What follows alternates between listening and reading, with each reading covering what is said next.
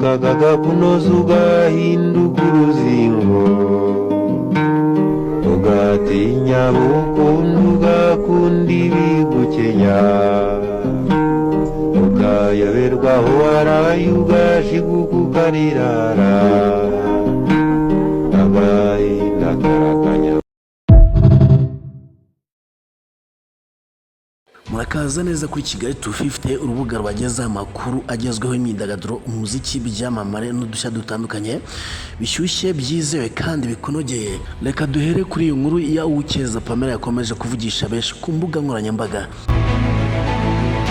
Uwicyeza Pamella yahaye amasaha 24 abantu bose bamuharabitse ku mbuga nkoranyambaga abasaba gusiba ubutumwa bwamwanditseho bitaba ibyo akiyambaza urwego rw'igihugu rw'ubugenzacyaha RIB. Ibi Uwicyeza Pamella yabigarutseho mu butumwa yanyujije ku mbuga nkoranyambaga ze nyuma y'iminsi hakwirakwizwa amakuru avuga ko yaba yaratandukanye n'umuhanzi The Ben. Yagize ati mu myaka yose ishize sinigezemo agaciro ibivugwa ku mbuga nkoranyambaga, nahoraga nuje nicecekera kuko nta mpamvu numvaga ngomba ibisobanuro ku buzima bwanjye. Yakomeje avuga ko yafashe icyemezo cyo kugira icyo abivugaho kuko amaze kurambirwa guharabikwa.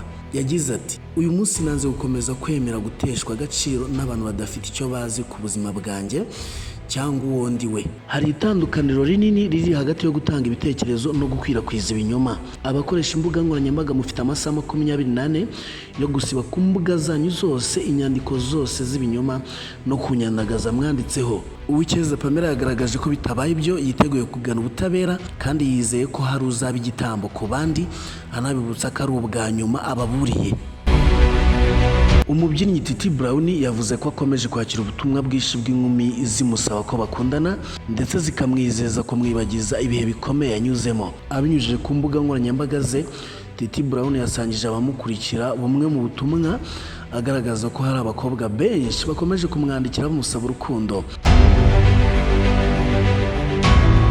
Nk'uko bigaragara ahangaha murakomeza musoma ubutumwa maze twebwe dukomeza ikiganiro nta kibazo.